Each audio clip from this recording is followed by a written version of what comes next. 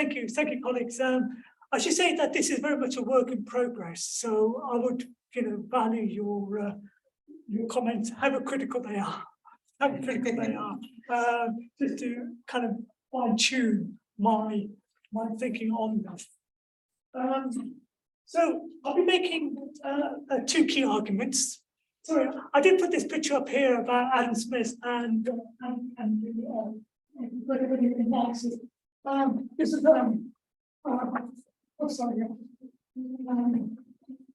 this was publication just came out from the Socialist Standard to commemorate 300th anniversary, and I was just intrigued. So we kind of just bought it. Actually, the article in there isn't good, but I was just interested in the photo. And what he obviously kind of tries to suggest is that there is an alternative understanding of Adam Smith. Clearly, he wasn't a Marxist or a socialist, but I think there is an element in which he was left, recognizing today's talk by Sam to suggest that there is a right side to, or right-leaning side to Smith as well. So I want to make two key arguments. The first is to say that through the lens of unearned income, and I will define these terms later on, that Adam Smith offers a critique of the idle rich and the powerful, and in doing so, advocates for an equalizing society. So there's a normative dimension about his project. And secondly, that we can use these ideas of unearned income and Rentierism to offer, for today, offer a critical assessment of US hegemony, which I think is one which kind of illustrates quite well the endemic nature of Rentierism in today's capitalism. Now, well, Adam Smith, he makes throughout his work, he makes an important distinction between productive and unproductive activities, between those activities which generate and create wealth and those that just result in waste and extraction. And a particular target for him are the idle rich, who take without making.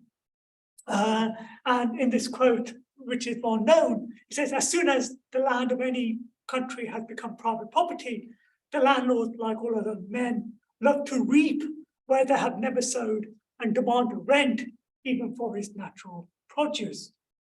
What this illustrates, I think, is how ownership of land enables value grabbing. But colleagues, is it that the landlords grab value because they're entrepreneurial, because they deserve it, or because they've merited in some way? No, Adam Smith is quite clear about this. It's by private property, by sheer power. And then further on, well, if this is the case, then how is it that the rich are able to extract this surplus? Again, Adam Smith is clear, and in this quote, he says about where the surplus comes from. He says the landlord is maintained in idleness and luxury by the labor of his tenants, who cultivate the land for him as well as for themselves. The moneyed man, the lenders, is supported by his exaction by the industrious merchant and the needy, who are obliged to support him in the ease by return interest for the use of his money. What this illustrates, I think, is how the unequal ownership of land and money produces unjust distribution, a transfer of wealth from the asset poor, the tenants and the borrowers, to the asset rich, the landlords and the money lenders. But I think there's something else that also comes out of this. It's just not about the unjust distribution, the unjust enrichment, but also the fact that there's unequal contribution. It's clear, is it not, that the landlords and the lenders contribute very little to wealth creation, in fact, very little, and nothing at all, he said. And this is an example of contributive injustice, and something that a theme comes up in a century later with John Stuart Mills, who says that landlords grow rich in their sleep without economizing, working, or taking risk. But it's not just about the asset rich, asset poor, but there's also another dimension to this, which is that he takes a particular target about privileges that the rich and powerful enjoy, which enable them to enrich themselves at the expense of others, workers, consumers, and the poor. And there's a whole list throughout his work of the different privileges that favor the powerful. So we heard some of that this morning about looking at the East Indian Company, for instance, the granting of monopoly and corporations, but there are others. Tariff that enabled the protected producers from raising prices. The inheritance law that protects the wealthy ownership of land. But a bigger criticism that he also particularly targets is around imperialism, a system that was designed to favor monopoly in the East Indian Company, which he says produces oppression, destruction, enslavement, and plunder. Colleagues, you know, the transfer of wealth from places like India to places in parts of Britain, Glasgow, Liverpool, Bath, London, only could occur because of the immense wealth that went from India to places like to these cities. So much so, one economic historian, has said that by today's calculation, almost $24 trillion was transferred between India to Britain. That calls this an example of imperial rent. Now, I suppose some of the general points that we can take from this is that people who undertake this rent extraction, this rent seeking, this unearned income called rentiers, do so because they have ownership and control of existing assets, land and money, as example previously on Adam Smith, that others need and want, and they're able to partly siphon off the produce that they produce. But there are other forms of rentierism as well. For example, those undertaken by shareholders, patent holders, which I will come to a bit later on, as well as traders. But rent extraction isn't just merely based on the assets, but also the fact that corporations or individuals are able to restrict trade, have monopoly power, special privileges, which enable them to produce super profit economic rent. And this then, I think, leads Adam Smith and his contemporaries to advocate for something like a free market. But it's free market different to how we understand it in today's society. For them, it meant a society free of rent. And in doing so, they were, in arguing for this position, they hoped that this would equalize assets. It would even the contribution that people would make, so people wouldn't get something for nothing. And it would also produce a more equalizing distribution of wealth and income. Adam Smith felt that the rich and powerful would dissipate their wealth through lavish parties, expenditure, and gambling. But he also advocated for abolition of monopoly and special privileges. So, getting rid of tariffs, guilds, where they were seen to be affecting the poor. Now, something that Adam Smith has in common with Marx and Keynes is that they all expected rent and rentierism to diminish and disappear as capitalism advanced, while this clearly never happened. Whilst in the early 20th century, rentierism did decline to a certain extent as a result of progressive taxation. Rentierism came back with a vengeance as neoliberalism was unleashed.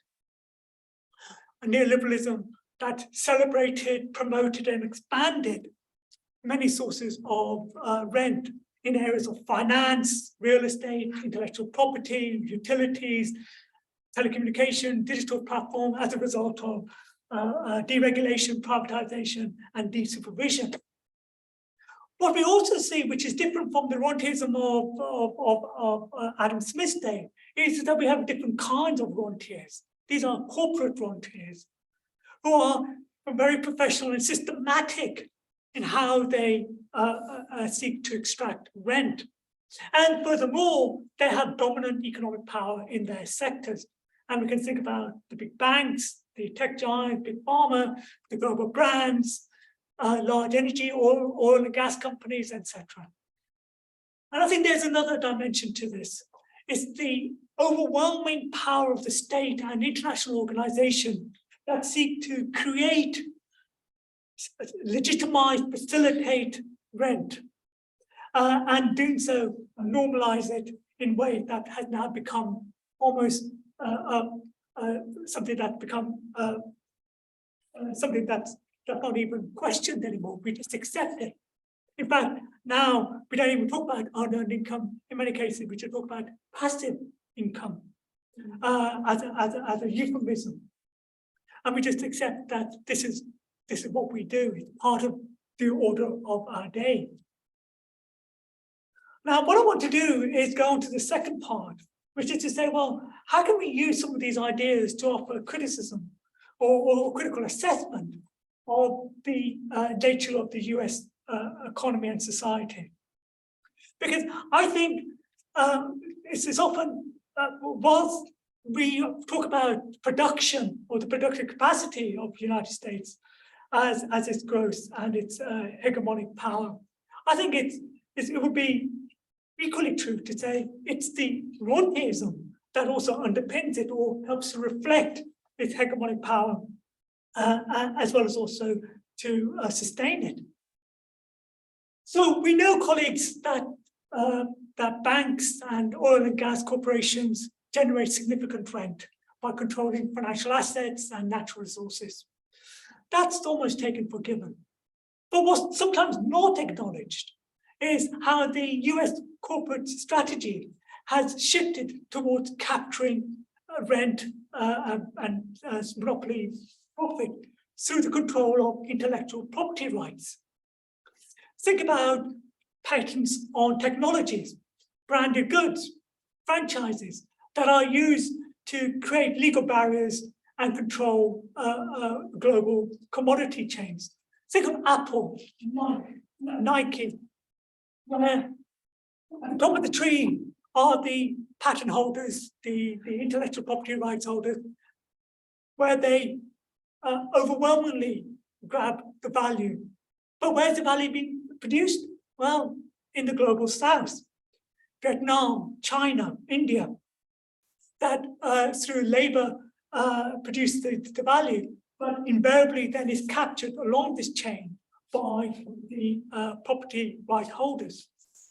And interestingly, in a study that Schwartz conducted, of the 2,000 largest companies, United States accounted for almost over a third of the profits in that grouping, of which almost 40% of that grouping was accounted for by those that had strong international property rights. So almost 30% of the global profits was generated by United States companies that were strong on intellectual property rights. And they had dominance in the tech industry, in pharmaceutical and branded consumer goods. And it's a situation that hasn't come about through invisible hand by any means. It's one in which the United States government has taken an active role in restructuring the economic landscape to favor intellectual property rights, thereby sustaining, as I said, reflecting and sustaining the US hegemony but also the military as well, because as colleagues, we all know that the military also has intellectual property rights that it uses. And this is just a very quick kind of statistics that kind of shows the extent to which the United States has dominance in terms of profit in those industries, those sectors that are rich in intellectual property rights, the tech and software, pharmaceutical, and the consumer brand. You can see it's almost, in some cases, it's almost hitting 50%, in one, almost hitting 70%. Yes, oil and gas are still considerable, but not as much as the intellectual property rights sectors. But there's another way in which rentierism manifests itself, and that's, of course, the US dollar hegemony. By all accounts, by any financial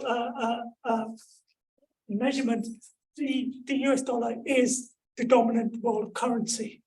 In terms of most of the trading occurs in dollars. Most of the lending is denominated in dollars, and of course the dollar is a key and major reserve currency. And what this has resulted in is what Giscard d'Estaing, the then French foreign financial minister, said the exorbitant privilege that it yields the United States. In what ways? Well, firstly, the United States is able to run a trade deficit, as well as financing its military and budget deficits, government expenditure, through capital flows from other countries, Germany, Japan, China, for instance. And in doing so, it doesn't have to restructure its internal economy, because it can finance all this by wealth transfer from other countries into the United States. What it also has resulted in is the fact that United States, US banks and investors are able to lend and acquire assets at very little cost, what's sometimes called seigniorage, the ability to acquire considerable assets, even though the currency that you use actually costs very little to the actual person. And this has kind of resulted in this, I think, harmful effect, which is that that foreign capital are able to then extract colossal surplus value from their own workers and then invest into the United States rentier sector, Wall Street, New York, apartments in New York or elsewhere, in the hope of achieving capital gains. And in doing so, I think colleagues, I hope we would agree that this is just a pure form of enrichment at the cost of social misery for the global south, as well as for other parts of the world that are having to undertake this.